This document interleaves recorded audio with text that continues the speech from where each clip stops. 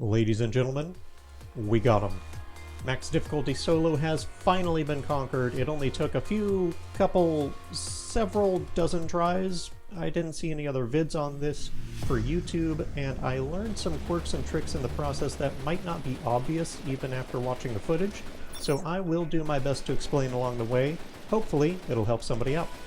A couple of things to note right off the bat. Let me quickly mention that at the start you want to prioritize getting crates as quick as you can, because even in the early game you can get overwhelmed and cost yourself too much health if you don't get your move speed and fire rate up quickly. You'll also see that I'm indirect when approaching crates, so as to prevent them massing up on it with their bodies or axes. Lead them one way, then suddenly change direction into the crate when you're near it. Serpentine. At this difficulty, you can't afford to take many hits, not that this run was my best early game performance, but you'll also notice that I tend to line them up so that my bullets all hit targets, as this maximizes the kill rate, keeping the numbers down. For the same reason, I save my grenade throws for when I've collected a large group, as the massive bodies will trap the grenade inside, resulting in maximum damage. Try to maintain your direction for a second after the throw so that they don't veer away from the grenade.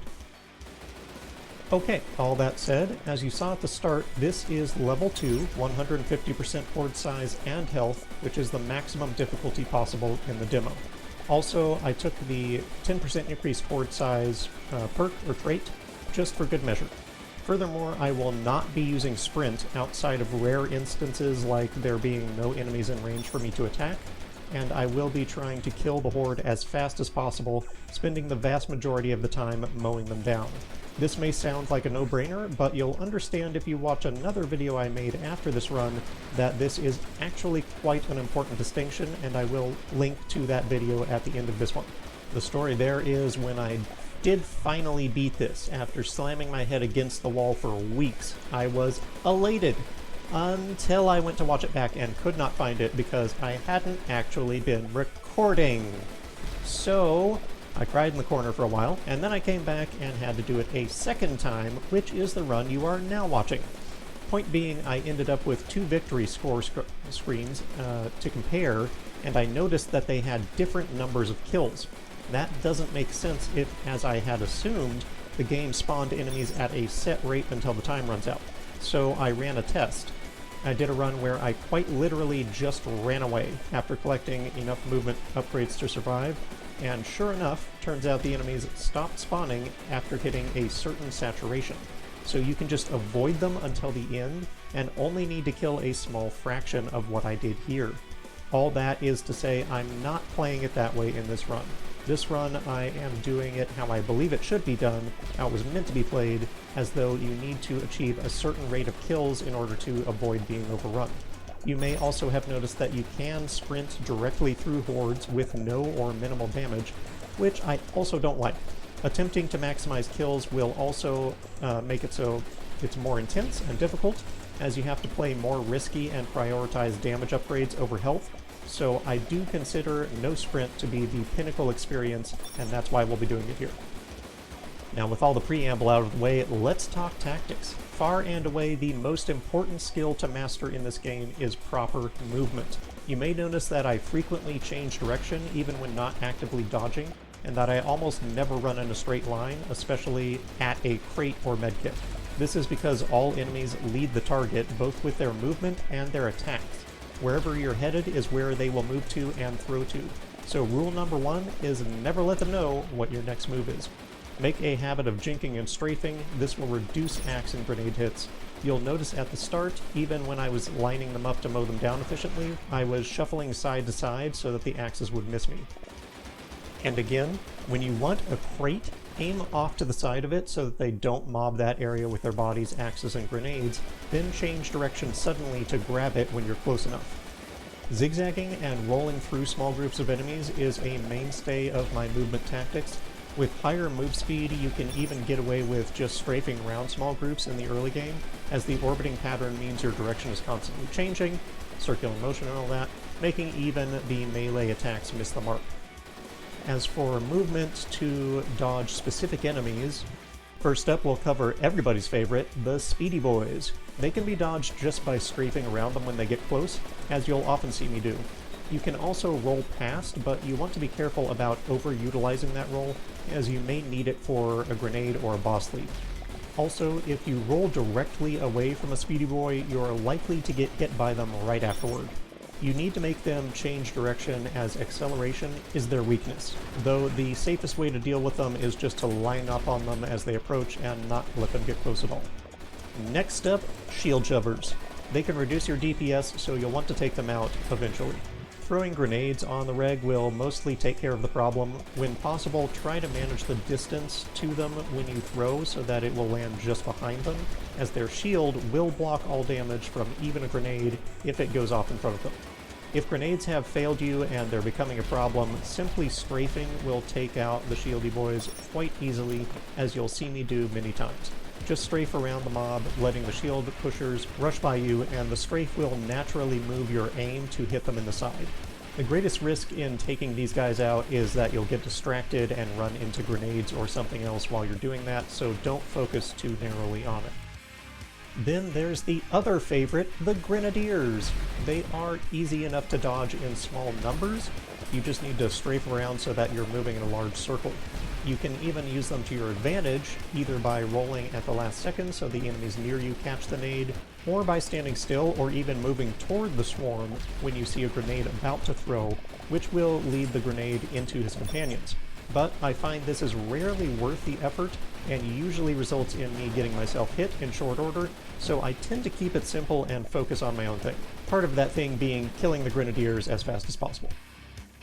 And finally, of course, we have the Purple People Eaters. Against these bosses, it's best to keep out of range of their leap attack. While the leap is a bit tricky to dodge, as you need to chamber your roll until after they jump, unless you have a lot of roll distance, it's not hard to get used to. The real danger is the combination of leaps with grenades. If you keep testing your luck by sticking close to the boss, you're gonna get an unfortunate combination of the two eventually that will find your roll on cooldown from one, resulting in you getting hit by the other. So it's best to keep your distance and not tax your rolls. When you do need to make a close approach, bait it out by intentionally getting close enough to trigger the leap at a time of your choosing, and manipulate your movement so that your roll away from the leap does not land you in a grenade. Again, frequent direction changes are key. Also, walls and other map obstacles block their leap, so breaking their line of sight is another way to dodge the leap. The last thing I'll say on movement for now is don't get too eager to pick up a medkit or a crate that you end up taking damage in order to do it. It's very common for people to get fixated on this, but just keep doing your rounds and you will get an opportunity. And when you do see a good opportunity, take it. We'll circle back around to movement in a minute once we have hit the stage where we really have to navigate huge hordes. As for now, let's talk about enemy attacks. Grenades do the most damage, at least at ground zero. They do a max of 100 damage at the center, reducing proportionally to 0 at the edge. The boss leaps are the second highest. They do 50 flat damage no matter where in the circle you are. Little Grey Guy melee is next at a much lower damage of 20, and axes are the lowest of all at 15. So the moral of that story is don't be so busy dodging axes that you run into more damaging attacks, and avoid hits from grenades and bosses above all else. The Grenadiers not only are a threat for their massive damage, but dodging them gets overwhelming pretty quickly as their numbers go up, so I highly advise sniping those guys at every easy opportunity. Then we have the topic of upgrades. I generally go with the highest rarity as I don't want to waste them, but within the same rarity I prioritize fire rate and move speed above all else. This is because, as we just talked about, movement is king and we're going to be walking most of the time in order to maximize our firing rate.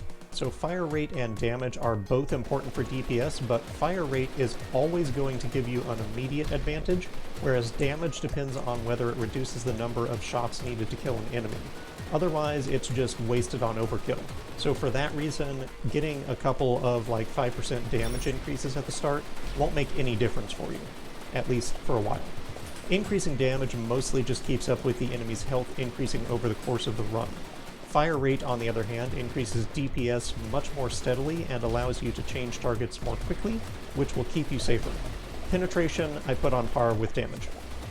Crit rate, on the other hand, is unfortunately mostly to be avoided. Whether it's a bug or due just to a very low base crit chance, increasing this produces very little benefit. I've had a few runs where I took lots of crit, and it was still only proccing on a pitifully small percentage of shots. I only take crit rate upgrades for that reason if they are at least 2 rarities higher than anything else, other than stamina, which I obviously never take at all, for obvious reasons. Health I do prioritize under DPS since I'm going for maximum kills, but I will take it over stamina or crit rate, and I will take it over DPS if it's higher rarity. As for the movement upgrades, movement speed is fantastic. Roll speed and distance are good and prioritized about equal with gun damage and grenade upgrades, though I stop taking roll speed when it gets to about a third of the bar, as I really don't need more than that. But what about grenades? Grenades are helpful, but I have consistently made less progress when I focus on those over the gun. The gun is what keeps your immediate area clear of enemies, and it can much more quickly focus down bosses. I also don't want to waste time charging up grenades, so I always just throw them at the minimum distance, which makes them not great for targeting grenadiers, whereas a rifle can easily and quickly snipe those guys. One-shotting large swaths with a half-second throw does help the kill rate, obviously, so I definitely don't turn up my nose at grenade damage. I never take more than 1 grenade charge, however. If you need more than 2 grenades, you're just forgetting to use them, and you should either work on remembering or just focus on the gun. For traits, I go with the medic buff because you have a hard limit on health in solo, outside of upgrades of course, and increasing the heal from medkits is the only way to get more. For debuffs, Selfish is an obvious choice given that there's no need to drop a medkit. Easy Target does make clearing the screen more difficult, but you also get more XP and upgrades if you can manage to keep up, so it's not all bad. I like it a bit more than Sickly, which is a bit self-defeating given we're going with Medic, and I'm definitely not touching any of the others. And hey, speaking of medkits, don't waste them. Don't use it until your health is low enough to get the full heal. With Medic, it provides 300 health. If you're anything like me, this is going to be a problem. I cannot tell you how many times I have died with medkits, sometimes more than one, because I just stopped thinking about it. Find a way to remind yourself to check your health every once in a while, like when you pick up a crate perhaps, or just any time that you're not actively in need of dodging anything. It sure would be nice if the hit points and timer were visible in the upgrade screen, but maybe in the full game. To briefly touch on weapon selection, I don't know that it matters all that much what weapon you choose, but I'm more comfortable with a rifle because the long range and high penetration both make it easier to target down grenadiers and bosses. It also means less downtime where nothing is in range during the early game. So that's where I'm comfortable, but if you feel better with something else, absolutely go for it. I have now yammered on long enough that we are into the late stage, so let's talk about how to avoid the population of a small nation with pitchforks and volleys of axes. I generally just run large circles around the edge of the map. This helps with keeping the horde as compact and manageable as it can be, which is good for not only not getting swamped, but also for maximizing the effectiveness of grenades. But just doing a lazy circle will get you annihilated by grenades, and you do need to do some sort of zigzag pattern around that circumference. Dodging toward a wall and then back away from it is a particular move you'll see me do a lot. It's very handy since the wall creates a clear patch like water flowing around a rock in a river. In these numbers, axes become the biggest problem. It becomes more about dodging barrages than individual axes now. If you get near a fresh patch of angry fans, you're going to see a solid wall of lumberjack accessories. This particularly tends to happen if you're changing your direction of rotation around the map, or when you come out from behind a wall or a corner. In these cases, try to strafe across the edge of the mob to bait out the axes, and then roll away when you need to and change direction afterward. You can also combine the two, as you can change direction throughout your dodge roll, which can be very helpful for misleading the axes, so that they aren't leading you when you exit the roll. Otherwise, keep up the minute direction changes as you walk to throw off their aim and spread out the axes into something that you can weave through. and above all else, stay ahead of the swarm. Not too far ahead lest the mob splinter and cut you off, but not too close either. This was really the last thing to fall into place for me. I started staying further away from the mob, and that made things a whole lot easier. I will also say you may find it easier to avoid the map corners, maintaining a more proper circle of motion instead, as this will expose you to a more consistent and manageable density of axes. So in recap, manipulate them with your movement. Don't focus your attention too narrowly. You need to be watching for axes, bosses, grenades, and speedy boys all at the same time. Keep ahead of the mob, and don't let them know your next move. These are Cat7's 4 rules of engagement for large pitched battles with unruly mobs. Oh, and rule number 5, don't forget your meds. Trust me, you don't want to forget that last one. Now, I won't pretend that I'm any good at following my own rules, but I guess it was good enough this time to pass. And yeah, that's about all I can think of, so I'll let you observe the last of this in peace. Enjoy the carnage.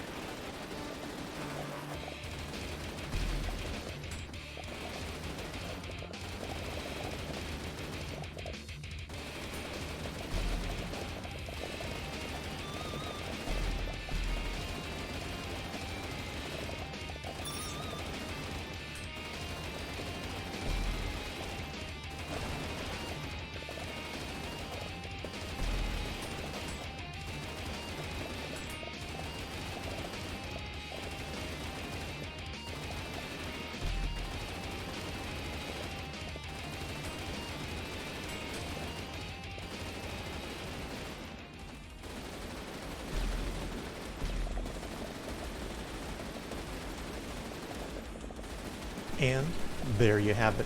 The fat lady sung, "The storm has been weathered, just the last dregs left to eliminate, and our beautiful red rose painting will be complete." Not that my in-game self had noticed that message, because of course I'm focused on not dying, so I'm still living in a headspace of being in mortal peril. So I was still trying to do risky action man stunts like with the grabbing the crate, but I figured it out once I saw how small the paparazzi had grown. I don't want to spoil the exciting conclusion for anybody, but it does turn out that gun beats pointy stick. I know, disappointing for stick fans everywhere. But it's really just that easy, guys. Practically nothing to it at all. I don't know why I even bothered with this video, or why it took me weeks. Just do it. If you've managed to beat this yourself, or you have questions, or if you're looking for somebody to play a co-op with, hit us up in the comments. Here's a peek at our final character and weapon stats if you're interested. A difficult and impactful final choice to be sure, but we shall hold the faith and stick with damage. A little celebration, a quick execution or two, and that's the ball game. So there you have it, the final count. You can take that and compare it to the next video that's going to pop up at the end here, which is the run where I just ran away. Kind of a very interesting spoof of the game. I'd advise fast forwarding on that one, but I think you'll find it entertaining nonetheless. I'm sure I'm not the only one looking forward to the release of the full game, which I hear may come this month. And with that, I bid you adieu, and good luck with your own efforts. Bye-bye.